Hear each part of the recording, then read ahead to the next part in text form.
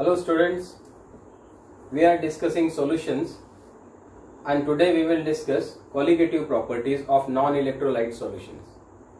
Now colligative properties are what? See, colligative properties are physical properties of solutions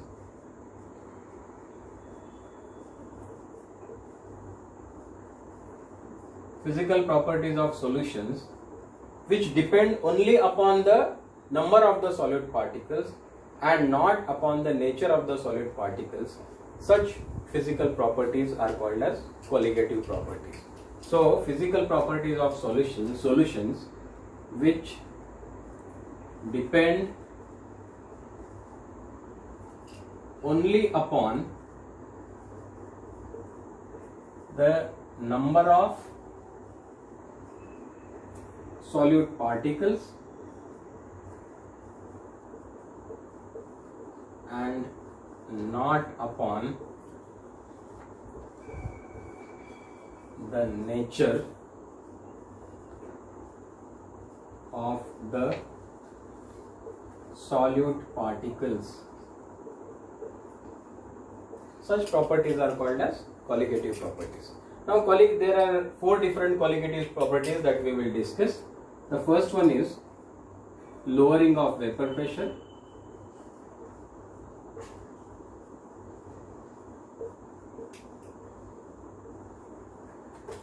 Then elevation of boiling point. All of these we will discuss in detail.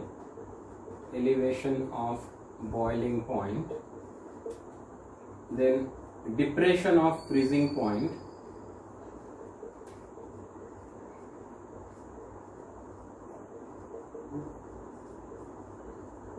And the last one, osmotic pressure. Osmotic pressure. So ऐसी properties, ऐसी physical properties solution की जो सिर्फ number of the solute particles कितने हैं किसी solution में उस पर डिपेंड करती है और ना कि वो कौन से सॉल्यूट है, किस टाइप का सॉल्यूट है, उसका नेचर क्या है, इस पे डिपेंड नहीं करती है. Such properties are called as colligative properties. These are the 4 colligative properties that we are going to discuss. Now let us discuss the first one, lowering of vapor pressure.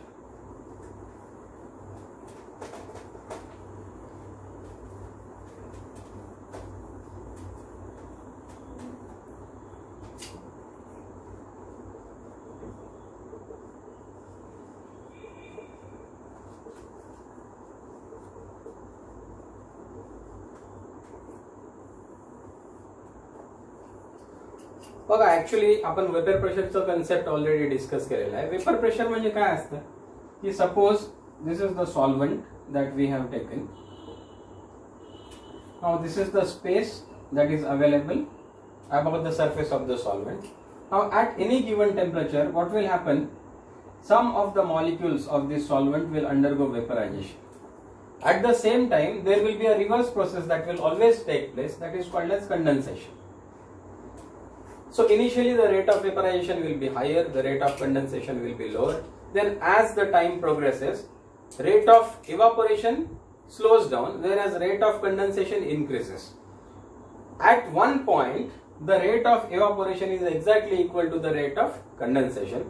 This is what we call as dynamic equilibrium. Now at this point whatever is the pressure exerted by this vapor on the liquid surface, this is called as vapor pressure. Now vapor pressure depends upon the temperature. So जर आपण temperature वाढवलं तर vapour pressure सुद्धा वाढत जाणार. सो हा जो इक्विलिब्रियमला pressure exert करणार हे वेपर्स त्याला आपण म्हणतो वेपर प्रेशर. ना आता समजा प्युअर सॉल्व्हेंट असलं तर त्याचं जे काही वेपर प्रेशर असेल इथं त्याच्या कंपॅरिझन मध्ये जेव्हा आपण कुठलाही नॉन इलेक्ट्रोलिटिक सॉल्यूट आपण जर ऍड केला तर काय होणार. Now some of the solute particles will cover the surface area of the solvent. इव्हापोरेशनचे प्रोसेस कुठून होणार, सरफेस वरूनच होणार.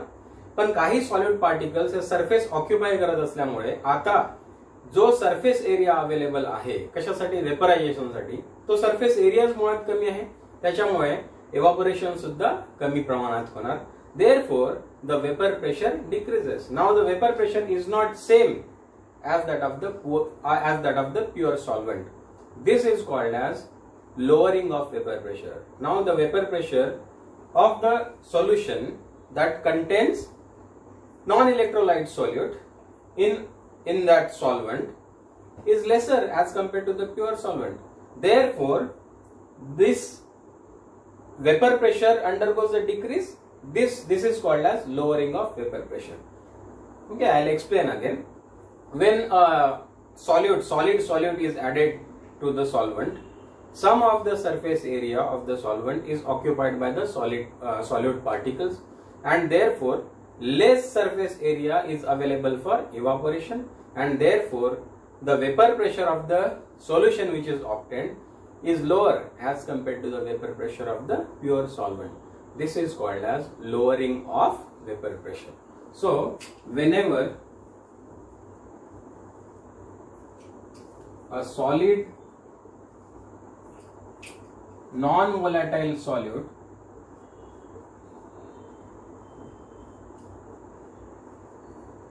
is added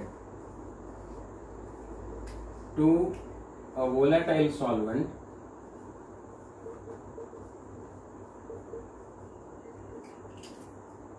the vapor pressure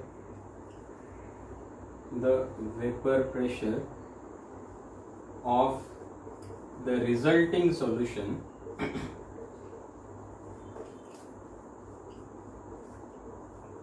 is lower than the pure solvent. This is called as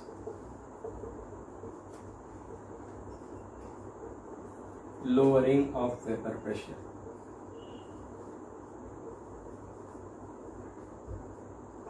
The reason we have already discussed. Some of the surface area is occupied by the non-volatile solute, and therefore less surface area is available for the process of evaporation, and therefore the resultant vapor pressure is also lesser. Now see, though the solvent is volatile, solute is non-volatile, and therefore solute cannot undergo any evaporation. So the vapor pressure of the solution is what? It is the vapor pressure of the solvent. Now according to the Raoult's law, we have discussed Raoult's law in the previous lectures. Raoult's law, the vapor pressure of the solution, that is the vapor pressure of the solvent, is equal to what? P10 into X1. What is P10? P10 is the vapor pressure of the pure solvent at that given temperature. X1 is the mole fraction of that solvent. So P1 is equal to P10 into X1.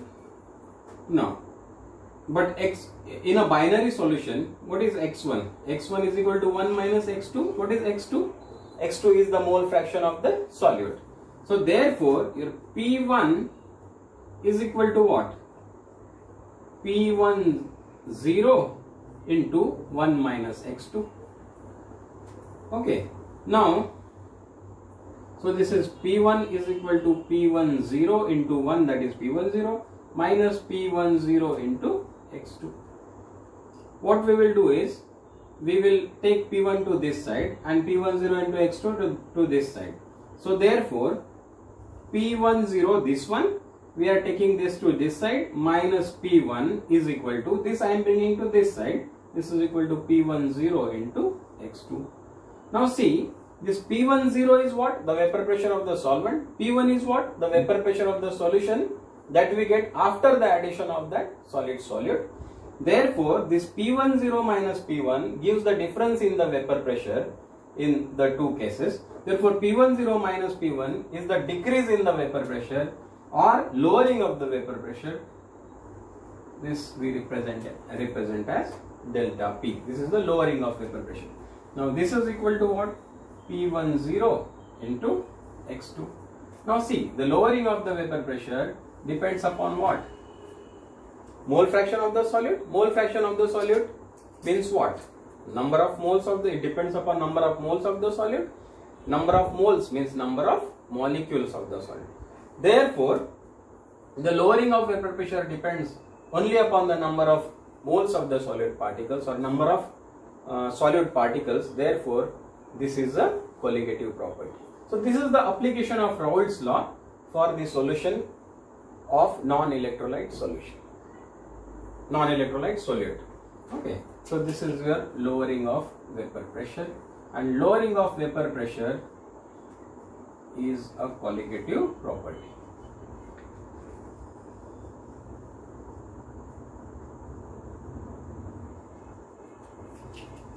I hope this is clear to you. Now I will explain to you what is relative lowering of vapor pressure. Now see, relative, whenever we use the term relative, it has to be in comparison to something. Now in this case, we are saying relative lowering of vapor pressure means the lowering of vapor pressure relative to the initial vapor pressure. Initial vapor pressure is what? The vapor pressure of the pure solid.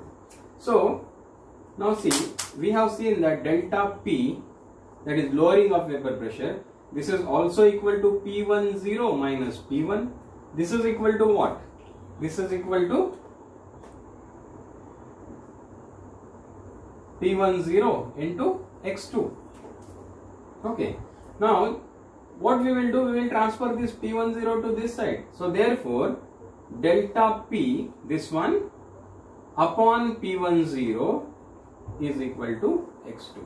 This is called as relative lowering of vapor pressure.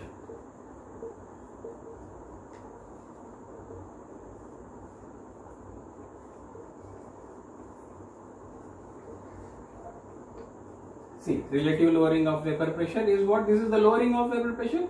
Now we compare it with the original vapor pressure of the pure solvent. So delta P upon P10, this is equal to X2. X2 is the mole fraction of the solid. So relative lowering of vapor pressure depends exclusively on the mole fraction of the solute, that is the number of the particles of the solute. Therefore, this is a colligative property. Now see how we can use this thing. This can be used for determining the molar mass of the solute. Molar mass of the solute from relative lowering of vapor pressure.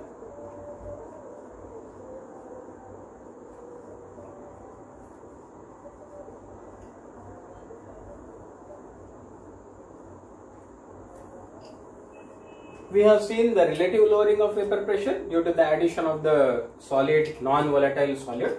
So this relative lowering of vapor pressure delta P upon P10 is equal to what? X2. Now X2 is the mole fraction of the solute. A mole fraction, we know that mole fraction of the solute will be equal to what? Number of moles of the solute upon total number of moles in the solution. Total number of moles in the solution is N1 plus N2. N1 is the number of moles of the solvent.